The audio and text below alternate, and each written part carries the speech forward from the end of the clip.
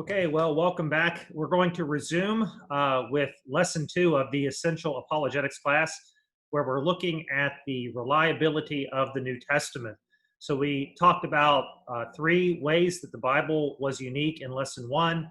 Let me pop up the PowerPoint here, and we'll get back into this lesson, taking a look at the reliability of the New Testament. So I've got to share the screen here. There we go, and I'll put that hopefully on presentation mode, and we'll be ready to go. There we go. All right, so the Bible is unique in its reliability. So we have a few questions we want to ask pertaining to this issue of reliability, and these 4 questions, depending on how they're answered and the evidence to back them up, will determine whether an ancient text is high in reliability or low in reliability. So the questions are, how much time passed between the event recorded and the writing of the text? Number 2, do we have a lot of early copies of the document? Number 3, were these copies widely circulated? And number 4, was or were the original author or authors credible sources? Okay, and so the answers that we really want here, the ideal answers, are how much time passed. Well, you want relatively little time. The less time that has passed between the event that's recorded and the writing of the text, everything else being equal, the more reliable your text is going to be. If you have more copies, if you have a lot of early copies versus relatively few, that will bode well for reliability. If the copies were widely circulated, then that's going to help reliability. And obviously, the higher the credibility of the original authors, then the more reliable the text should be considered. And as we're going to see, this is the pattern of answers that we'll get when we take a look at the reliability of the New Testament. So let's get into this a little bit. Very little time passed between the events recorded in the New Testament and the written records that we have. All of the evidence indicates that the synoptic gospels, Matthew, Mark, and Luke, are the synoptic gospels, were completed prior to the fall of Jerusalem in 70 AD. As you may know, the Roman general Titus came in and destroyed Jerusalem, destroyed the temple in 70 AD. Well, there are prophecies in the synoptic gospels given by Jesus that one stone of this temple will not remain standing, that it will all be cast down. Jesus gives that as a prophecy. You know, had that actually occurred prior to the writing of the synoptic gospels, then certainly the synoptics would have recorded the fact that Jesus' prophecy came true there. So the evidence indicates that the synoptic gospels were all completed before 70 AD. In other words, the traditional dates associated with these documents. Now, I'm very familiar with the idea from the higher critics that no, these were completed much later, end of the 1st century, into the early 2nd century. But that starts with the presupposition. That presupposes, for example, that Matthew, Mark, and Luke did not write Matthew, Mark, and Luke. So it starts with the assumption that the original authors did not write those books, but the names associated with them were attributed later on in a sort of false sense. And so when you start out with that assumption that the document's not reliable, it's not surprising that the higher critics conclude that the documents aren't reliable. That's a logical fallacy, actually, known as begging the question. And you see it a lot with the school of higher criticism. Secondly, James and much of Paul was written even earlier than the synoptic gospels. James, who was the brother of Jesus, apparently did not believe in the messiahship of Jesus during Jesus' earthly life and ministry. Later, the resurrected Jesus appears to James, and of course he becomes a pillar there in the early church, and he authors the letter, the book of James in the New Testament, that very powerful sermon against, warning against just having this faith that is not being lived out through works. Well, that book of James was probably written as early as 43 AD, and at the latest 50 AD. So you're talking about a document that was written 10 or 15 years after the life of Jesus. First Thessalonians, of course, written by the Apostle Paul, was written in 52 or 53 AD. And Romans, 1st and 2nd Corinthians, Galatians, 1st and 2nd Thessalonians, these are all undisputed works of Paul.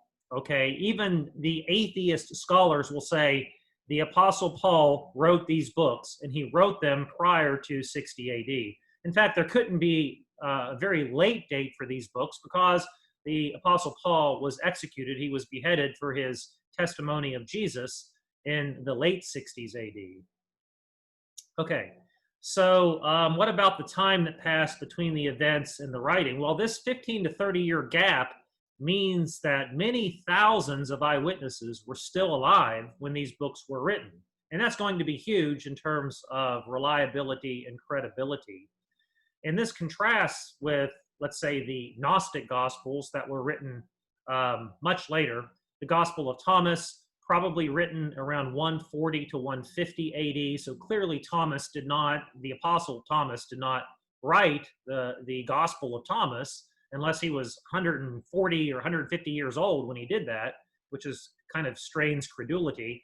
The Gnostic Gospels arise much later, in the middle part of the 2nd century, much longer gap between the events and those documents being composed.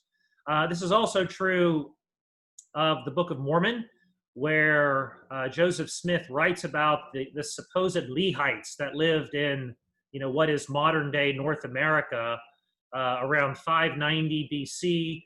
And of course, he writes that in 1830 AD, and this gives us a time gap of some 2,500 years between these purported events, which there's no evidence that they actually happened, of course, and when Joseph Smith writes those into the Book of Mormon. The Quran, by contrast, there is some history in the Quran. To a large extent, it corresponds with what we have in the Bible. Names are a little bit different. The sequence of events there's some minor differences there, but it doesn't, compared to the Bible, it doesn't purport to be a historical record as such. Okay. There's a lot of information on this chart here. It's very useful on this slide, but it documents the relatively short amount of time with the New Testament books compared to some other great works of antiquity.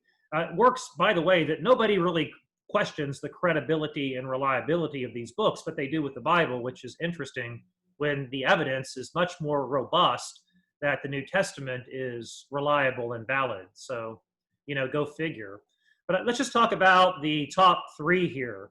The time span in years, that's what I have highlighted, between the events recorded and when the works were composed. That's what we're looking at.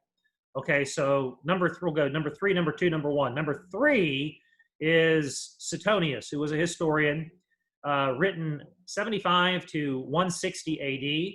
The earliest fragment or copy of Suetonius dates to 950 AD. That gives us a time span of roughly 800 years, a gap of roughly 800 years of time. Number 2 is Homer. This is Homer, who wrote the Iliad and the Odyssey, not to be confused with Homer Simpson. Sorry, dad joke there. But Homer was written in about 900 BC. The earliest fragment or copy of Homer dates to about 400 BC, giving us a gap of approximately 500 years, half of a millennium. All right, by contrast, the New Testament was written between 40 and 100, 40 to 95 AD. The earliest fragment or copy of the New Testament dates to AD 125. In fact, many scholars will date the Rylands fragment to earlier than that, around the turn of the century.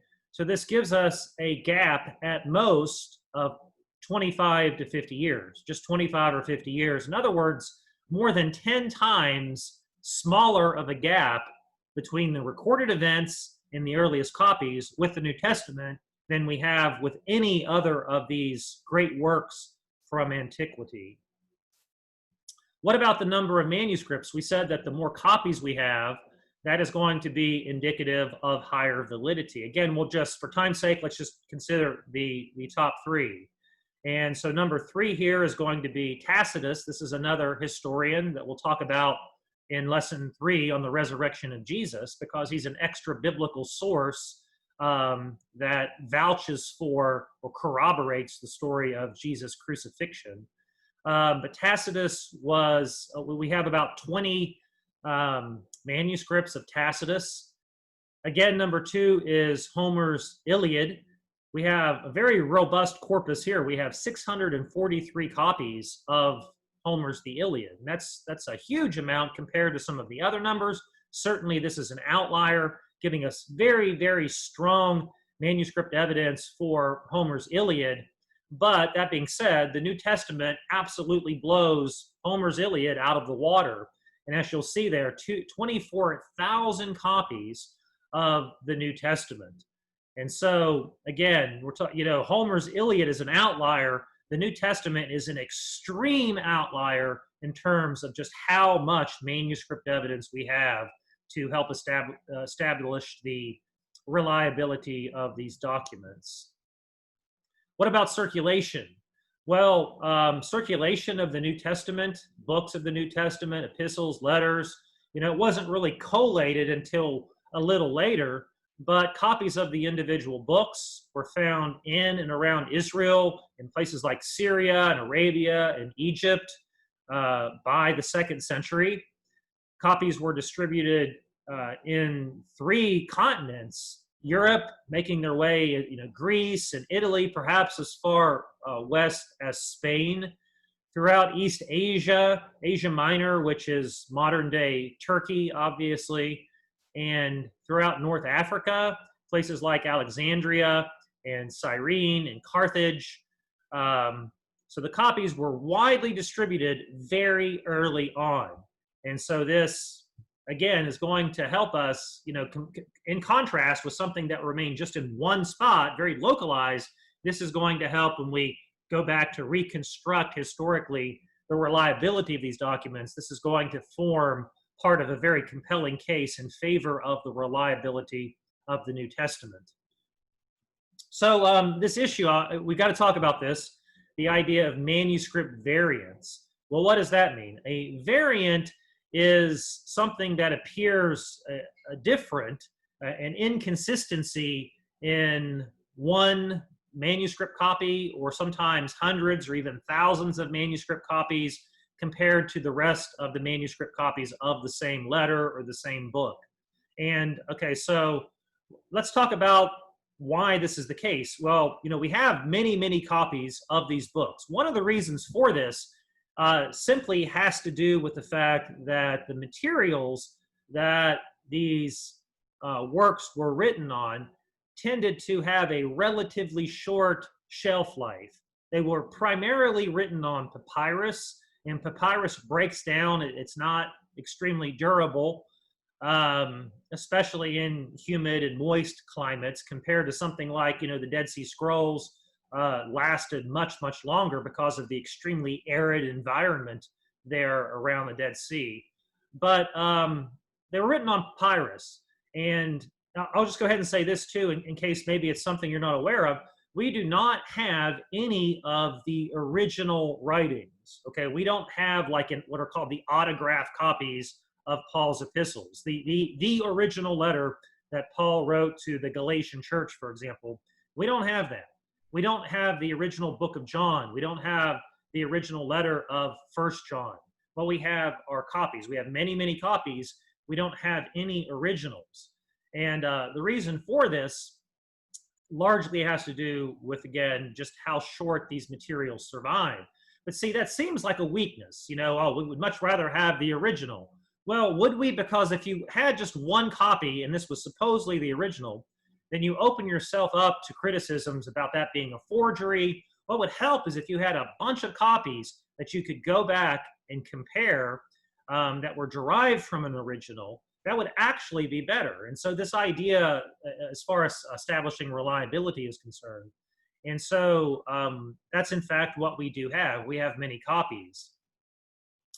Bernard Ram speaks of the accuracy and number of biblical manuscripts. He says that the Jews preserved the Bible, preserved it as no other manuscript has ever been preserved. They kept tabs on every letter, every syllable, every word, and every paragraph. And so this was a meticulous process. Obviously, they did not have Xerox machines. They did not have copy machines. What they relied upon were people making copies by hand. But that being said, it was a very assiduous, a very meticulous process. Okay, and if just a small number of errors were detected in a given manuscript, then that manuscript was eliminated and destroyed. So this question comes up: are all of our manuscripts 100% identical? And I already gave you the answer. The answer is no. There are variants. There are inconsistencies in the manuscripts of the New Testament. Okay. Second question: how many are there? Just like 5 or 10, or are there more than that?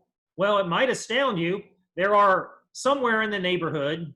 The estimates just vary depending on who you read, but a good estimate, good working estimate, is about 300,000 manuscript variants for the corpus of New Testament manuscripts. Now, of course, this is an extremely large number, and it far exceeds the number of words found in the New Testament itself. And so the question then we've got to ask is, like Bart Ehrman says, a professor of New Testament who says he used to be a Christian, went to Wheaton College, was supposedly an evangelical Christian, lost his faith due to the higher critic school of biblical scholarship, and now he's a professor there at UNC Chapel Hill, and has devoted his career to undermining the credibility of the New Testament. So this is one of Ehrman's books, Misquoting Jesus, the story behind who changed the Bible and why. So, you talk to skeptics, this type of stuff that Ehrman sells and peddles is very common. And let's just go ahead and say, it didn't originate with Bart Ehrman. People think, wow, Ehrman discovered that. No, these problems have been recognized. These questions have been recognized for a long time before Ehrman, and there was legitimate debate about these issues. So the question, you have 300,000 manuscript variants. Isn't that like a huge problem as far as the reliability of the New Testament is concerned? The answer, it might surprise you, is no. This is actually not a problem for the reliability of the New Testament. I'll give you some reasons to indicate that. So what I've done here is of course, this phrase, a stitch in time saves 9, this aphorism, is not actually found in the Bible, of course. I'm using it just as an example. But so let's say that this phrase is found in a certain book of the Bible. A stitch in time saves 9. That's what the earliest manuscripts say. Manuscripts that were found a little later, stitch in time saves 9. Found a little later, stitch in time saves 9. But on down the line, you have a problem because certain manuscripts in a certain place, a certain body or line of manuscripts, says a stitch on time saves 9. Well, that's an inconsistency. That's a variant. And then you find some more recent manuscripts that are consistent with the original. A stitch in time saves 9. And you find some more. A stitch in time saves 9. And then you find a line of manuscripts that have a stitch in time saves 8. Oh, wow. Big problem there, because that's a discrepancy. That is not consistent. And then the most recent ones you have go back and they correspond to the original. A stitch in time saves 9. So I've added some numbers here. We don't really need to get into that. These are all hypothetical, obviously. I'm just imagining, different years and numbers of copies. Well, let's just point this out. Stitch on time saves 9. AD 375, hypothetically. This corpus of manuscripts dates to 375 AD. And we have 1,000 copies of that in that collection that all have a stitch on time saves 9. So the way Bart Ehrman calculates this those 1,000 copies, each having that one letter difference, a stitch on time versus a stitch in time, will constitute 1,000 variants. You see how the math on this works? So that's 1,000 variants right there with just this one discrepancy. So here's the question. This is the real critical question that we have to ask. Is there any question whatsoever what the original verse, what the original document said? Because that's this issue of reliability. Is there any question what the original verse stated? The answer is, of course not. It's very obvious by looking at that collated information and data that the original document said a stitch in time saves 9, not a stitch on time, not a stitch in time saves 8, but a stitch in time saves 9. There's no question about that. It can be very, very easily reconstructed. Moreover, virtually all variants are due to minor differences in spelling and grammar or obvious errors of copying. Some examples here, and this arises with different language or different regions that the documents are going to. Bethabara versus Bethany. Okay, different names, slightly different names for the same town or the same city. Well, you know, I think of my hometown. Well, right now I live in Athens. Let's just use that as an example, Athens, Georgia. Well, Athens, Georgia is synonymous with the hometown of the University of Georgia. That would be a synonym. It would also, the nickname of Athens, Georgia is the classic city.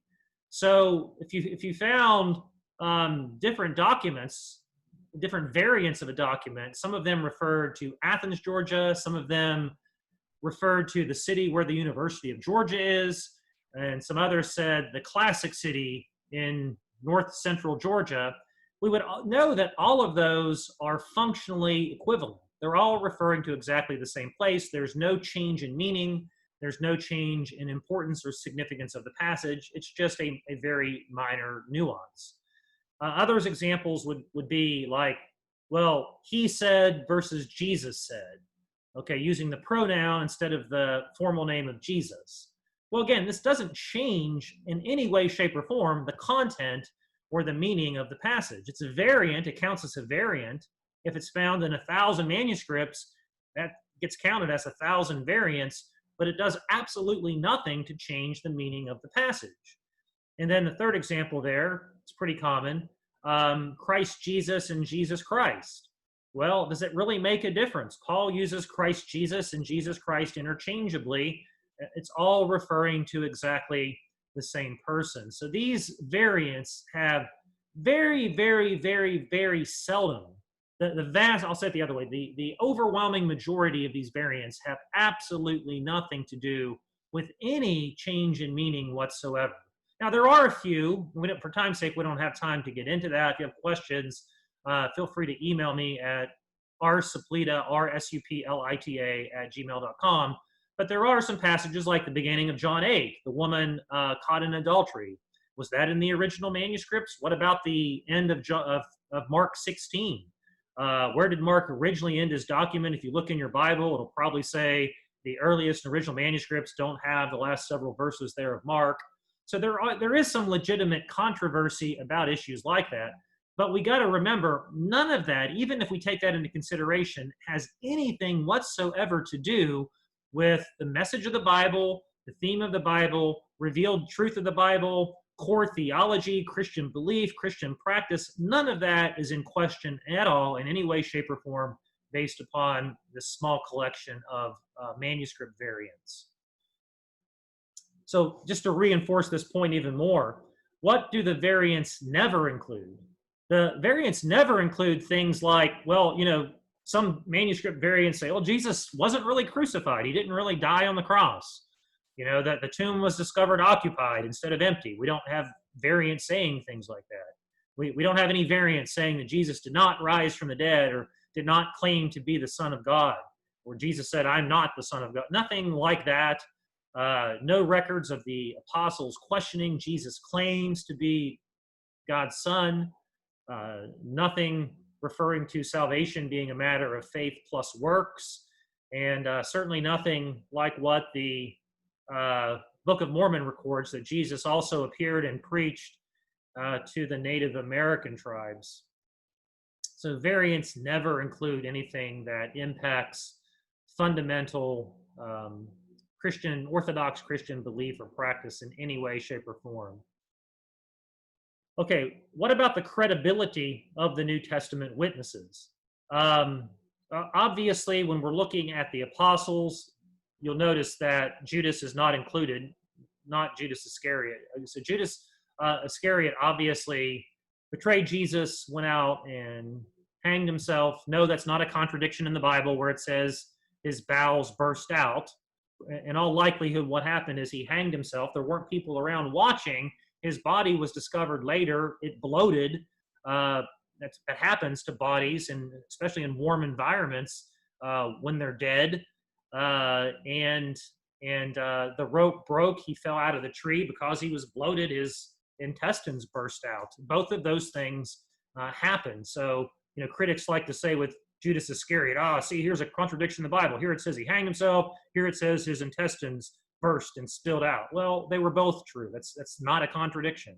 Contradiction means that they can't both be true in the same way at the same time, but clearly those are compatible statements of truth. But what about the original 12? We replace Judas Iscariot with Matthias there in the first chapter of the book of Acts. So we have the 12.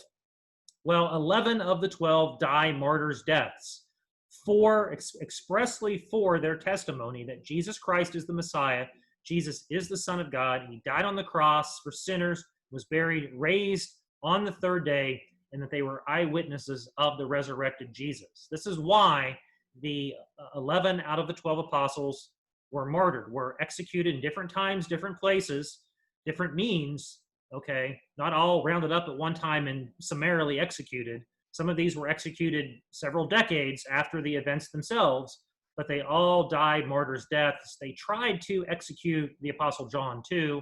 He miraculously survives being boiled in oil, and he's sent to the prison island as an outcast, the island of Patmos. And on Patmos, this is where Jesus appears to John and directs him to write the last book of the New Testament, the Apocalypse, or the Revelation of Jesus Christ. And so what I'm submitting here is that the highest degree of credibility is attributed to those who are willing to die, who go through with execution for the claims that they're making. I would submit that there is no higher test of the credibility of a witness than that. And here we don't have just one or two. We have 11 out of the 12, really 12 out of 12, because had God not miraculously intervened, then John would have died too. So we have all of them facing martyrs' deaths for their proclamation of the risen Jesus. So here's our list again. Recorded by multiple independent eyewitnesses. That checks out. Many copies are available for comparison.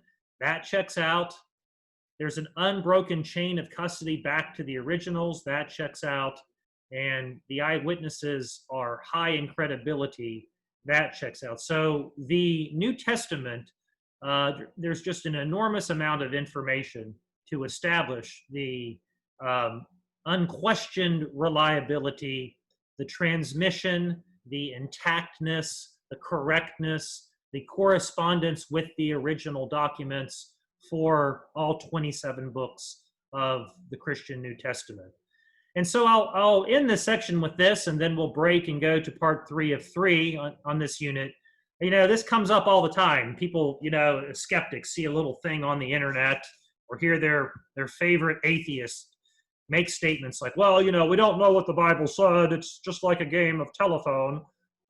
We all played that game as children. We sat in the classroom with 20 students, and the teacher whispers something into Sam's ear, and Sam repeats that into John's ear, and John repeats that into Susie's ear. And by the time it gets all the way around the classroom, it's completely different. Nobody has any idea what the original said. And that is true. We've all played telephone, and that tends to happen. You get these major distortions. The message you end up with is nothing like the original message. The only problem is this is not in any way, shape, or form a valid analogy for how the books of the New Testament were transmitted.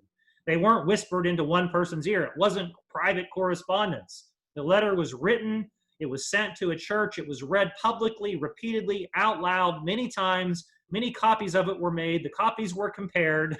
Okay, so the correct analogy would be same class. You have 20 students.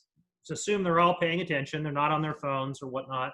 The teacher says, let's do this exercise.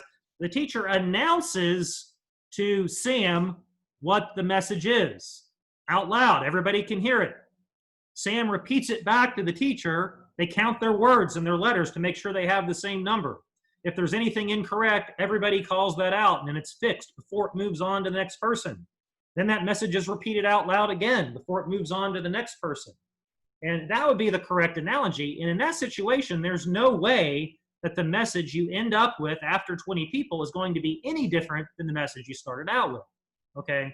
So the idea that this is a big game of telephone is just a horrible, horrible analogy to try to compare the New Testament to that.